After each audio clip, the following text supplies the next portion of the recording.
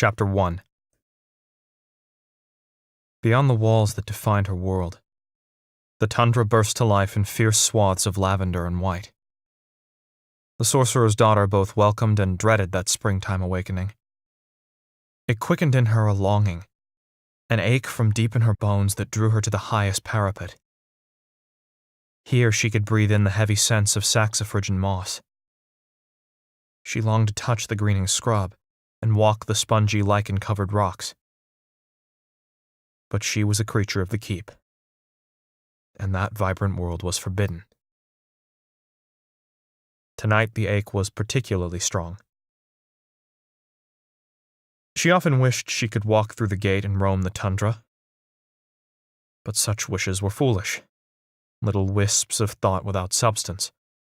She'd had opportunities to leave each time Father went south to get supplies, but had never even opened the main gate. Something held her back.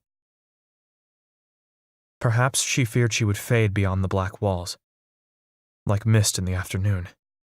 Perhaps she lacked courage. She told herself it was loyalty, a daughter's loyalty to the complicated man who'd raised her.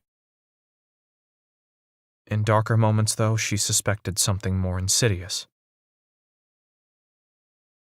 She'd always had a sense for the rightness of things. She knew when Father's sledge bears or message birds were unwell. She read his ever-changing humors as easily as he read his dusty tomes.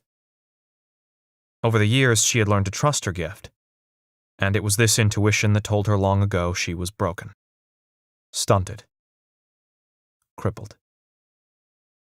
She'd never possessed the strength to cross that threshold. Sighing with resignation, she turned her attention to the sky where wild hawks dove out of the wan sunlight to snag their unwary prey. She lingered like an errant child atop the western parapet. The Arctic wind played in her long white hair and tugged playfully at her clothes. Though the days had begun to lengthen, a frigid breeze stung her bare fingers that roved the smooth hollows of the keep's black stones. Winter's lingering chill seeped through her tattered cloak to prick at her skin. But the cold wasn't the reason her insides quivered. The last blaze of sun sank below the horizon, setting the landscape on fire with gold and orange. She turned to find the moon, full and rosy pink, cradled in the peaks of the Black Mountains. The keep was built at the foot of those dark summits. They loomed over like hunched, somber old men, their craggy frowns admonishing her wayward thoughts. The time for lingering was past.